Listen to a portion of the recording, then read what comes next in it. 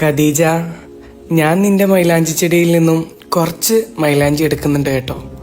കുൽസൂന് കയ്യിലിട്ട് കൊടുക്കാനാണ്. ഉമ്മാനെ കാണണം എന്ന് പോയി പറയുമ്പോൾ എനിക്ക് ഓളോട് പറയാലോ, രണ്ട് കൈയും മൂക്കിനോട് അടുപ്പിച്ച് കണ്ണടച്ച് ഉണർത്താൽ മതിയെന്ന്. അത് നിന്റെ ഉമ്മാൻ്റെ ഓണമാണെന്ന്. ആ പുസ്തകം അവസാനിപ്പിച്ചത് ഈ വരികളിലൂടെയാണ്. നിലക്കാത്ത സ്നേഹത്തിൻ്റെ മാതൃകയാണ്. സ്നേഹിക്കാൻ മാത്രം അറിയുന്ന അബൂക്കയും സ്നേഹിക്കപ്പെടുന്നതറിയാതെ മറ്റൊരാളുടെ ഭാര്യയായി ജീവിച്ച ഖദീജയും സ്വന്തം ഭർത്താവിനെ മനസ്സറിഞ്ഞ് മനസ്സിലാക്കിയ ആയിഷയും എന്തിനും ഏതിനും കൂടെ നിന്ന മജീദ്ക്കയും കഥയുടെ മാറ്റുകൂട്ടുമ്പോൾ ജീവിതമാണ് പരസ്പരം മനസ്സിലാക്കി ജീവിച്ചാൽ മരിച്ചാലും മറക്കാനാകില്ലെന്ന് ഓർമ്മപ്പെടുത്തുന്ന ഒരു ജീവിതം. സത്യമെന്ന് തോന്നിയ ചില വരികൾ.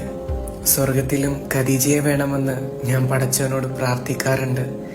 ഇപ്പോൾ ഞാൻ പടച്ചവനോട് സ്തുതിക്കുന്നു, നമ്മളെ ചേർക്കാത്തതിൽ, എന്നെ ഖദീജയോടൊപ്പം ചേർത്തതിൽ.